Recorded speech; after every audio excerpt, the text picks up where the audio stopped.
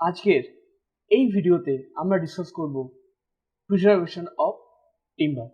আগের ভিডিওতে আমরা প্রিজার্ভেশনের জন্য তিন ধরনের প্রিজার্ভেশন পড়েছি। একটা ছিল অয়েল বেসড, একটা ছিল প্রিজার্ভেশন বাট যেটা কিনা জলে দ্রবীভূত হয় না, আর একটা ছিল পাউডার ফর্মে যেটা জলে দ্রবীভূত হয়। তো আজকে আমরা বাকি জিনিসগুলো জানি। আগের ভিডিও যদি না দেখে থাকো তাহলে তোমরা একটা আই বাটন পাবে উপরের দিকে, আর না হলে টিম্বারের প্লেলিস্ট সেকশন আছে যেখানে তোমরা টিম্বারের সমস্ত ভিডিও পেয়ে যাবে। সিভিল ইঞ্জিনিয়ারিং বাংলা চ্যানেলে সবাইকে জানাই স্বাগত। দেরি না করে ভিডিওটা শুরু করা যাক।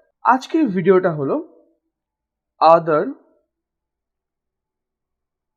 Preservation process.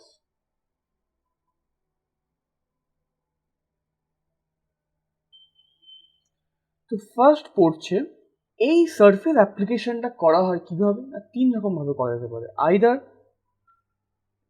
ডুবিয়ে দাও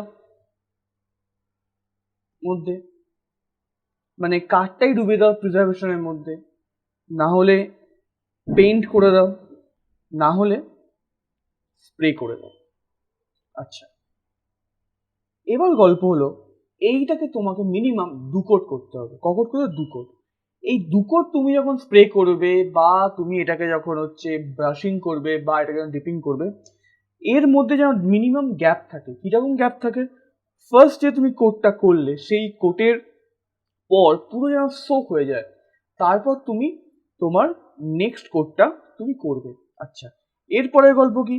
সোক করার আগে বা প্রিজারভেটিভ অ্যাপ্লাই করার আগে ওয়াটারের ময়েশ্চার কন্টেন্ট মিনিমাম যেন 12 থেকে 14% মধ্যে থাকে।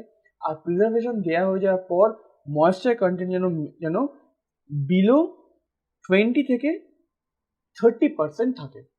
এবং এটা কোথায় করা হয়? জেনারেলি তোমার সাইটে করা হয়, ওপেন স্পেসে করা হয়, আর কোথায় করা হয় না যেখানে তোমার ফার্নিচারটা আছে সেখানেই তুমি এটা করতে পারো। ঠিক আছে, এবার আমরা সেকেন্ডটা পড়ব। এটা খুবই সিম্পল ব্যাপার। কাঠের লকটাকে প্রিজার্ভেশনের মধ্যে জাস্ট ডুবিয়ে রেখে দাও ফর এ লং টাইম। ঠিক আছে, আর যেটা গল্প হলো, যদি তোমরা ভার্নিয়ার ইউজ করো তাহলে মিনিমাম 15 থেকে 30 মিনিট ডুবিয়ে রাখলেই গল্প শেষ। এটা হলো সেকেন্ডটা। থার্ডটা নিয়ে আমরা ডিসকাস করব, হট অ্যান্ড কোল্ড প্রসেস। এই কথাটার মধ্যেই দুটো প্রসেস লুকিয়ে আছে। ফার্স্ট প্রসেস হলো হট। এই হট প্রসেসে কি করা হয় না, কাঠটাকে নেওয়া হয়। কাঠটাকে নিয়ে প্রথমে একটা দ্রবণের মধ্যে ডুবিয়ে দেওয়া হয় এবং টেম্পারেচার থাকে 90 থেকে 95 ডিগ্রি টেম্পারেচার, এবং এই টেম্পারেচার যেটা থাকে দ্যাট ইজ দ্য ওয়াটার থাকে। এবার এটা যখন 90 থেকে 95 ডিগ্রি টেম্পারেচার করা হয়ে গেল, তারপর কি হয়? কুলিং প্রসেস হয়। এই কুলিং প্রসেসে কি হয় না, কুলিং প্রসেসে এইখানে যেটা আমাদের ডোবানো হয় সেখানেই তোমার থাকে প্রিজারভেটিভ। এবং যখন কুল হয় তখন এই প্রিজারভেটিভ গুলো এই পুরো এই যে কাঠটা আছে এই কাঠটার গায়ে জাস্ট স্টাক হয়ে যায়। এবার আমরা পড়ব বাউচিয়ার প্রসেস।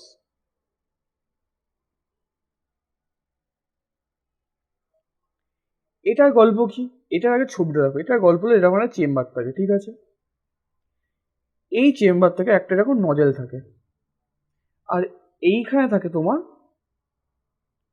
ডিপটা, এবং এইখানে তোমার কাঠটা রাখা থাকে।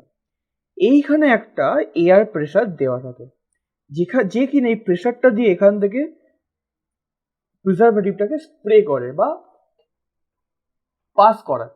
প্রিজারভেটিভটা এখান থেকে এখানে পড়ে এবং এটা বেসিক্যালি প্রিজারভেশন কাজ হয়ে যায়। এটা হলো বেসিক একটা স্ট্রাকচার বলতে পারো এই মেথডে। এবার কথা হলো এইখানে প্রেসারটা কত থাকে? 0.1 থেকে 0.2 নিউটন পার মিটার স্কোয়ারের প্রেসার দেওয়া থাকে। এবং সব থেকে বড় ব্যাপার হলো এর যে ব্যাপারটা হলো, এই যে গাছের যদি ক্রস সেকশন নাকি এটা কি থাকে, এখানে স্যাপ থাকে। অতএব এই প্রিজারভেটিভ দেওয়ার পর স্যাপগুলো বেরিয়ে যায় আর কি ইনসার্ট হয়? প্রিজারভেটিভ ইনসার্ট হয়। সব থেকে বড় ব্যাপার দেখো, আমরা ময়েশ্চার সিজনিং কেন করতাম না, ময়েশ্চার কন্টেন্ট স্যাপ থেকে বের করানোর জন্য। এই কাজে কি হয় না, স্যাপটাই বের করে না। স্যাপ যদি বের করে না তাহলে কোনো কেউ তোমাকে তো ওটা আর মানে কি বলবো মানে ড্যামেজ করতেই পারবে না, তাই না? এবং এটা কখন করা হয়? এটা করা হয় just after the cutting the tree, after cutting the tree.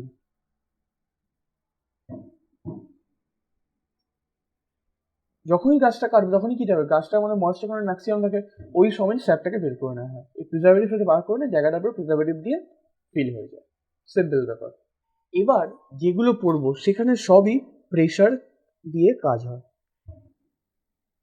তো প্রেশারের কোথাও প্রেশার বাড়িয়ে কোথাও কমিয়ে, এর মধ্যে একটা প্রসেস হলো full cell or Bethell process. Just এখানে মনে রাখবে, এখানে ইউজ করা হয় মার্কারি ইউজ করা হয়। মার্কারি ইউজ করা হয়। দুই হলো এর ডেটাম হেড থাকে 560 mm এর মতো ডেটাম হেড থাকে। এখানে প্রেশার থাকে 0.35 থেকে 1.25 নিউটন পার mm স্কোয়ারের প্রেশার থাকে। ফুল সেল হয়েছে, তাহলে এর পরেরটা হবে ফ্রি সেল। এই ফ্রি সেলের মধ্যে দু রকম থাকে, দুটো প্রসেস থাকে। একটা হলো লরি প্রসেস আর একটা হলো রুয়েপিং প্রসেস। এইখানে প্রেশার থাকে সেম আগেরটার মতো 0.35 থেকে 1.25 নিউটন পার mm স্কোয়ারের প্রেশার থাকে। আর এটা থাকে 0.5 থেকে 1.25 নিউটন পার mm স্কোয়ারের প্রেশার থাকে। এবং সেম ব্যাপারটা এই প্রেশার দিয়ে রেখে দেওয়া হয় এবং প্রিজারভেটিভটা আবার স্টাক হয়ে যায়, তার গল্প শেষ। এটা জাস্ট জেনে রাখার জন্য, কারণ এগুলো তো আমি কখনো পরীক্ষাতে দেখিনি, জানার জন্য জাস্ট বলছি আমি। ম্যাক্সিমাম তোমার আছে কোথা থেকে না, ওই আস্কু থেকে জিজ্ঞেস করে। এবার যেটা জানবো সেটা হলো ডাইলিউশন প্রসেস। এইটা অ্যাপ্লাই করা হয় যখন ট্রিটা গ্রিন ফেজে থাকে। গ্রিন ফেজ মানে আফটার ফলিং অর কাটিং। প্রথমে কি হয়, প্রথমে কিছু ফর মিনিট, ধরো 1.5 থেকে 3 মিনিটসের মতো একে ডিপ করা হয়। ফার্স্টে 15 মিনিট তোমার সোক করা হয়, দেন 1 থেকে 2 আওয়ার স্ট্যাক করা হয়। তারপর তোমার প্রিজারভেশনের যে একটা পেস্ট বানায় সেটাকে ওই স্ট্যাকের উপরই অ্যাপ্লাই করা হয়, এবং সবার লাস্টে কি করা হয়, ইনজেক্টও করা হয়। তার মানে এই ব্যাপারটাকে এইরকমভাবে এই পেস্টটা প্রথমে তো পুরো আউটার কভারে লাগিয়ে দেওয়া হয়, তারপর আবার ইনজেক্টও করা হয়। সব রকমভাবে এটাকে প্রিজারভেটিভ করা হয়। তো এই ছিল বেসিক্যালি প্রিজারভেশনের গল্প। আগের ভিডিওতে আমরা মেনগুলো বলে দিয়েছি, এগুলো জাস্ট আদার কিছু প্রসেস জাস্ট জেনে রাখার জন্য। যদি ভিডিও থেকে নতুন কিছু শিখে থাকো তো ডেফিনেটলি একটা লাইক করে দিও, শেয়ার করো বন্ধুদের সাথে। আর এরকম কন্টেন্ট আরও পাওয়ার জন্য ভিডিওর আগে কী করতে হবে, সাবস্ক্রাইব করতে হবে, চ্যানেলটাকে সাবস্ক্রাইব করতে হবে। দেখা হচ্ছে পরের ভিডিওতে। কি নিয়ে পড়বো আমরা পড়বো ফায়ার রেজিস্ট্যান্স নিয়ে পড়বো পরের ভিডিওতে। ফায়ার রেজিস্ট্যান্স নিয়ে আমরা পড়বো। ঠিক আছে, ততদিন সুস্থ থাকো, সাবধানে থাকো, আর ভিডিও দেখার জন্য অসংখ্য ধন্যবাদ।